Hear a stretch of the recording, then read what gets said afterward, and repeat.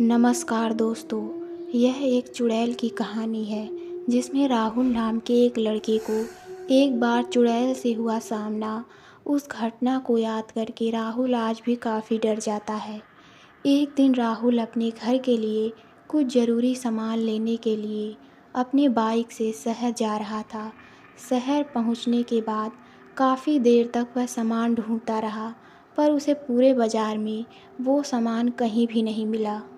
परेशान होके वो इधर उधर घूमता रहा। शाम भी हो चुकी थी, उसे घर भी जाना था, इसलिए अंत में थक हार के वो वापस अपने घर जाने का फ़ैसला लिया। वह शहर से थोड़ा आगे निकला ही था कि तेज़ी से आती हुई कार से उसका एक्सीडेंट हो गया। एक्सीडेंट में राहुल को ज़्यादा चोट तो नहीं लगी, बस उसके पैर में थोड़ी चोट लग गई थी, जिससे वहाँ से खून बह रहा था। रास्ता सुनसान होने के कारण कार वाला वहाँ से भाग गया। अब राहुल अकेला ही था।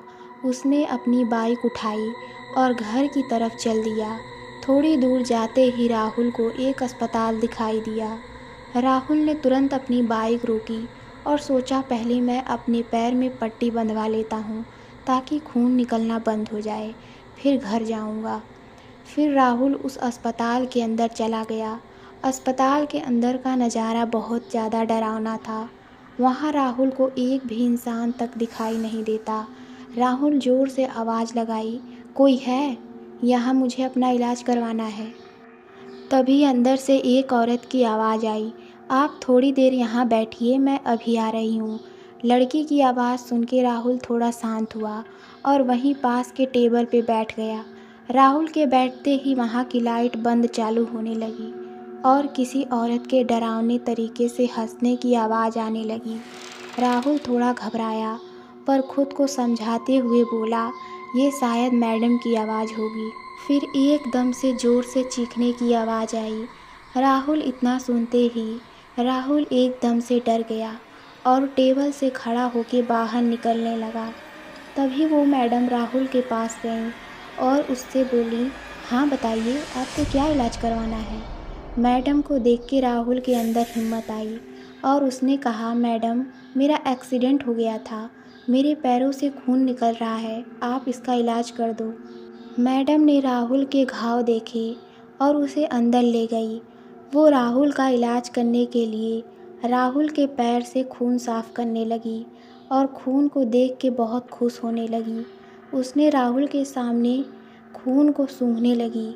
राहुल को थोड़ा शक हुआ तो उसने कहा, मैडम ये आप क्या कर रही हो? उस चुड़ैल ने राहुल को कोई जवाब नहीं दिया, बस डरावनी आवाज़ में गुर्रा रही थी और खुश हो रही थी। राहुल एकदम से डर गया और अपना पैर हटा लिया।